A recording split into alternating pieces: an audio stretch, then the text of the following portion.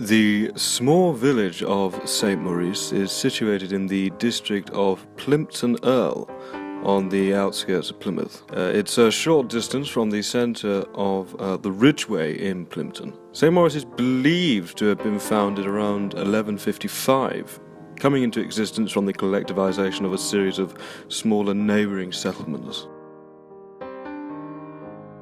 However, the most significant facet of St. Maurice is the ancient fortification, often referred to as Plympton Castle, but more locally referred to as Castle Green.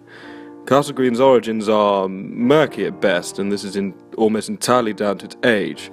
There is evidence to suggest that a wooden fortress was built upon the mound where the castle now stands, or the remainder of the castle, that is. This wooden fortress was built in 851 by the Saxons as protection from invading Danes. Sometime after this original wooden Saxon-built fortress was disregarded and left to degrade over years, its foundations remained, and this was later developed into a genuine Motte and Bailey style of fortification by Baldwin de Redvers, son of Richard de Redvers, who was appointed into the position of the Earl of Devon during the reign of Henry I. Castle Green, having fallen into a state of near complete and utter disrepair, has very little practical use for the local people of St. Maurice today, other than acting as a stark reminder of what once was and is the history of this ancient town. However, that is not to say that it has become totally obsolete. In fact, Castle Green is the object of the annual Lamb Feast, which has been held annually at this green every year since 1968 as a celebration of spring, and a fantastic occasion to act as a reminder to the history of this ancient stannary town.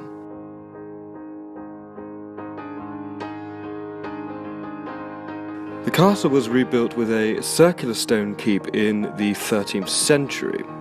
This stone keep makes up the only remaining ruins of the castle today. Castle Green came into the possession of William de Vernon, the Earl of Devon, at this time.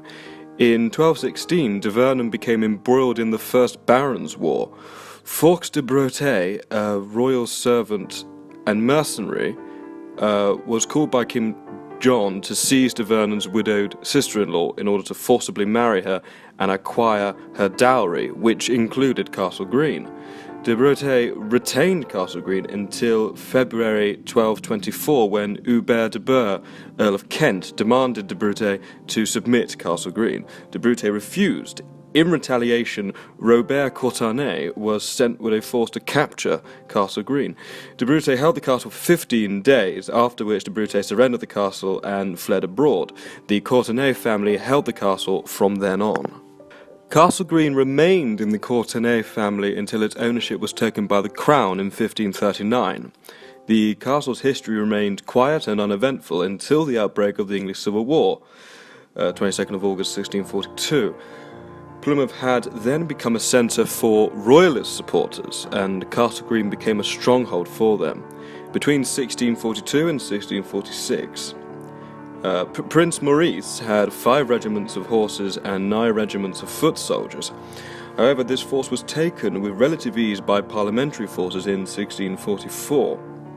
It has been said that some residents of the homes within St. Maurice have found cannon and musket balls in their gardens from the battle that took place between royalist and parliamentarian forces in 1644. Despite Castle Green's rather fascinating involvement in the English Civil War, the historical significance is in fact lost to many of those who live in and around Plymouth. This is due to a number of reasons, but particularly due to the isolated location of St. Maurice on the outskirts of Plymouth. The fact that extant areas further up the country have a more documented and preserved account of their involvement in Civil War, and the fact that very little remains of Castle Green today. However, the rather curious case of Castle Green and its involvement in the English Civil War does in fact reveal the tumultuous nature of the time period, just how far-reaching and damaging the Civil War was even in some of the most remote and farthest away locations from Parliament and the Crown. And finally, that even despite the great distance between Plymouth and London, in both terms of way of life and politics, there are a great number of people within Plymouth who felt strong enough to put up arms and fight for what they thought was just.